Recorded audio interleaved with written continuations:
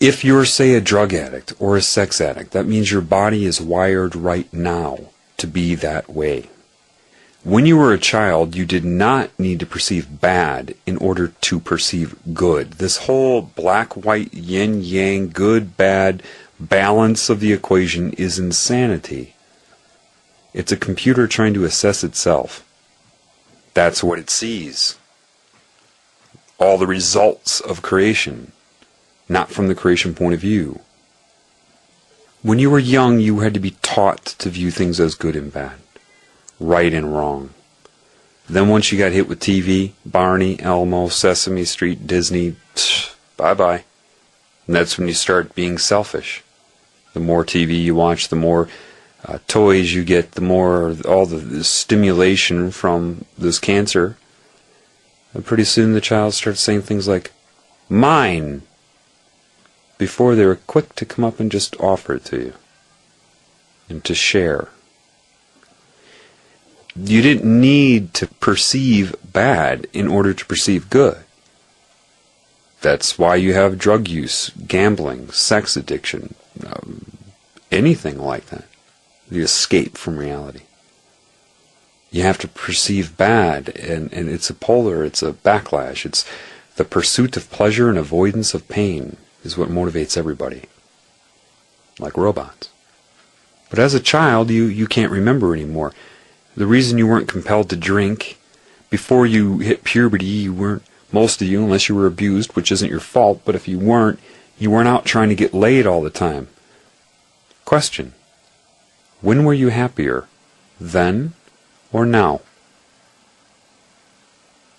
Do you remember when you were young and before you were tarnished with, and I'm speaking to older people now, because kids are less, they're hit with sexuality so early now in so many ways that the innocence goes early.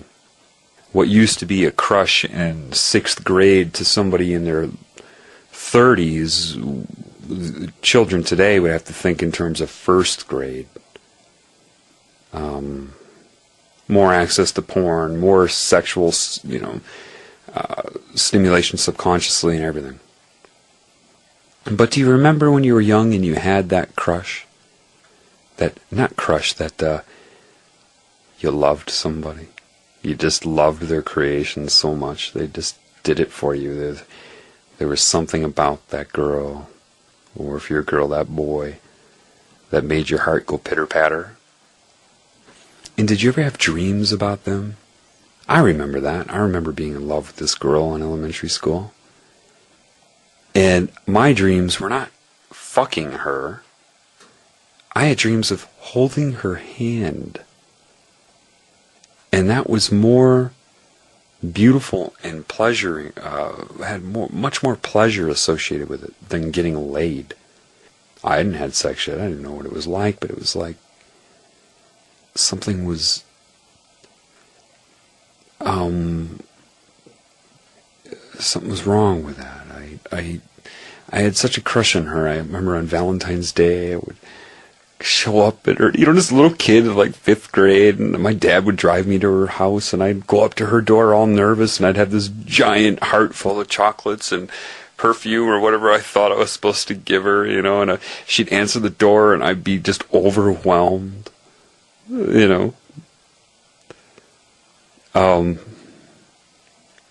That was the love in me. Now, they'd already tried to take it away, so I didn't have the self-esteem that I have now that's being repaired.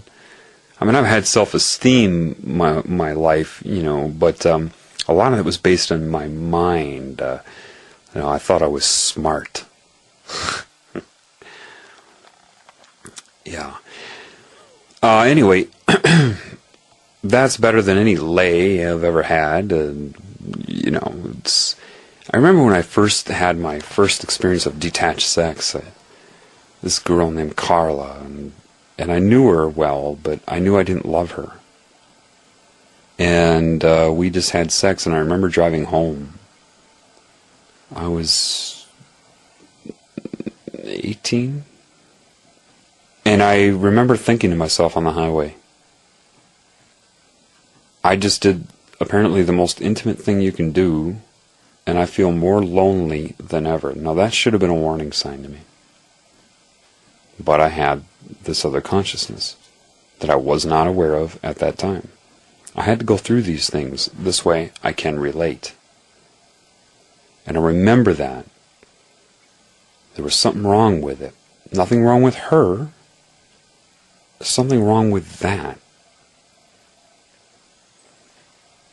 Like I said before, if you find that moment, find that memory, and you go back in your mind and be there in your mind and bathe yourself in that energy. Imagine taking that energy and having it change your DNA right now. Because that energy, that memory, that moment is a vibration. And correlated to that vibration was a certain genetic code. You know, what do I mean, genetic code? You say, well, that's the DNA. No. The code is what parts of the DNA are active at any given time. That's the code. And before, when you were younger, it was your love and consciousness that dictated your genetics.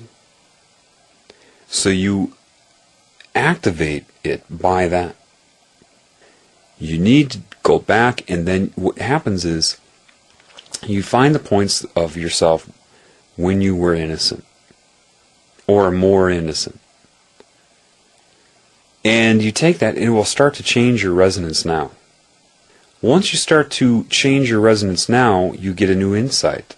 The insight of your innocence as a child. See, the children have the love in them, but they don't have the experience or the body mass to defend themselves.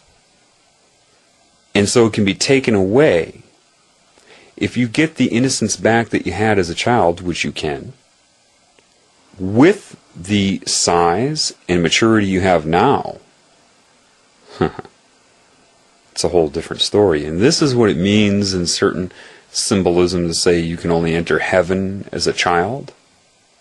Well, heaven is just where you started from. You just forgot. That's how good it is. That's how good you had it.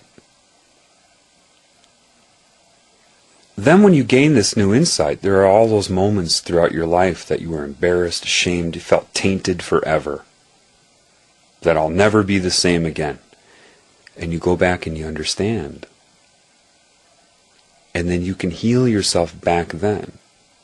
Why? Because that moment created an imprint in your DNA, in your field of consciousness.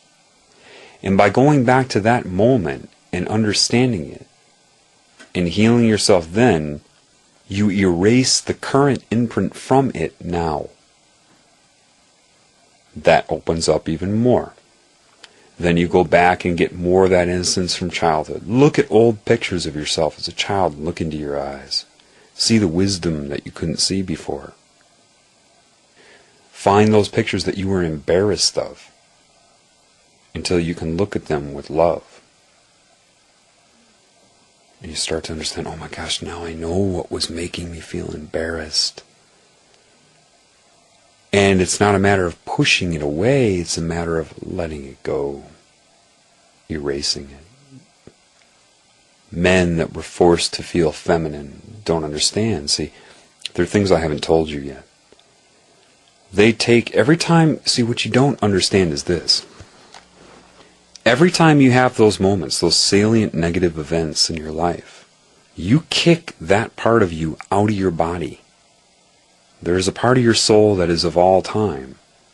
That slice, you move out of your body, and that's a quantum of energy that could be available to you. That is no longer available to you because it can't get back in. There are fragments of you all around. Some being tortured by this energy, connected to you and your body now, so that you act out in response to that torture. And then they force that part of you to watch you act out on this plane against what that part of you knows you shouldn't be doing. Ask any shaman this, they'll tell you that. They know. Your soul is holographic. Just like a hologram, you can cut it into